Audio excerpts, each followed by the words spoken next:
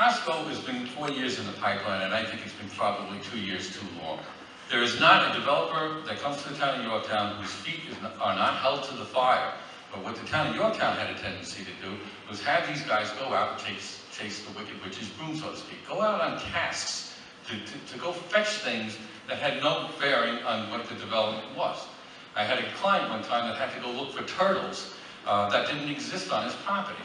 It was the kind of thing that, but what happens, and what the town board, and I think what Nick knows best, is delay is death. Delay is death to a project. You don't have to rule on a project, you don't have to decide on a project. But once you delay it long enough, the developer gets exhausted, runs out of financial resources, and the project goes away. The mall of 20 years to do a renovation, unacceptable. We've got a lot of good things coming into town. It's not turning Yorktown into Yonkers. This is the hyperbole, and it's nonsense. I resent it. It's nonsense. Look at the commercial tax base that we have. Look at 202. It looks like it's our little Detroit. Does anybody here really think that 202 doesn't need to be redeveloped? Does anyone here think that the Heights couldn't use a facelift? Does anyone here think that it wouldn't be a big bonus to the Yorktown Heights and the businesses in Yorktown Heights to move the ugly town highway garage and put it up at Greenwood Street and create a new town center with a linear park in the middle of Yorktown? You want buildings to be filled? Come in and create a town that has an ambiance. Create a town that becomes a destination place. You will start to fill up the stores. It's not going out and ripping up virgin soil. It's redeveloping what exists. And we can do it so long as we partner with those people that want to invest in our town and don't send them off on wild goose chases.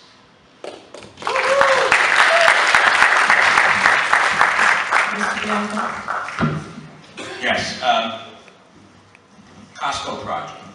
I've said it and I'll say it again. I'll say it because many people don't believe it. I am for the project. However, I wanted to ensure that they do it environmentally safe. And it's not Nick Bianco telling them to do this. They have to follow state regulations.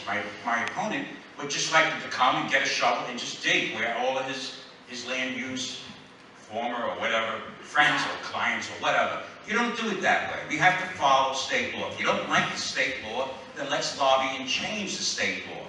New York State is the worst state of all our 50 states for business. Would you believe it? Again, we won that award. Why? Because of business taxes.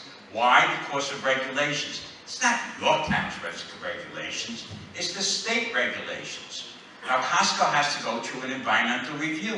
They put it in, and guess what? It just wasn't sufficient enough.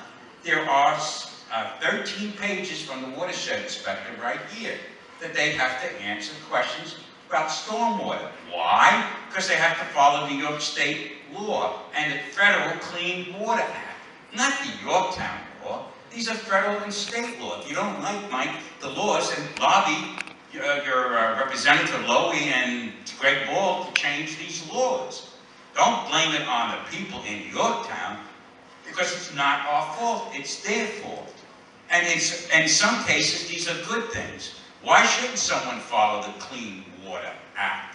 Why shouldn't someone follow New York State law that protects the environment? Why shouldn't it? Who are they that they should not do that? And you know something? They will do that, and they want to do that. But if they know right up front that these are the great things that you have to get, and you're not going to get a snack or a wink of the eye, then maybe that's better. Tell them the truth, that these are the regulations that you have to go through. So now for Depot Plaza, how do you think we're going to sell a building for $4 million and put one up for $700,000? That's his words. He told me $700,000. That's what he said. That's what it cost to put it in. This is an old idea that was floated around during the Linda Cooper administration, and there were a lot of environmental problems with DEP and a lot of problems. I'm not for it. I want to see the numbers. I want to see the facts. 202, I helped the windmill guy sell his property to somebody.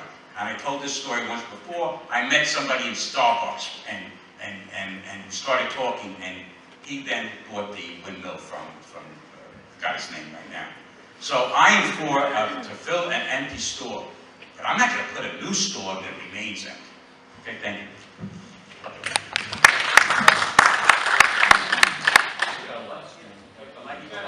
You have a minute. As far as Depot Square, Nick, if it was floated with the Linda Cooper administration and it was rattling around your desk as town councilman for 18 years and you haven't done anything with it, and if you want to look at the numbers, come up to my office, they're there, I'll show you the numbers. Yes, you're right, we can make a lot of money on selling the highway garage and put in an rateable, rejuvenate downtown Heights area and put up a very inexpensive Butler building to protect our highway equipment. And in regard to, there is no shortcuts for anybody coming into town. They have to follow everything. But we have a perfect example where the town jerked somebody around. We had a guy on Route 6 who took an abandoned building that was abandoned for 30 years, created a restaurant and a wine bar there, wanted to put it back on the tax rolls. We approved the rezoning and the interchange in the transitional zone. We sent him to the state agencies to get the approvals. He got these approvals from the state agency, he got the DEC permit for wetlands, came back to the town board, and the town board, with Nick Bianco's vote, denied him a hearing on a local permit. That's not treating people fairly. And when that reputation gets out, that's when investors don't want to deal with the town of Yorktown.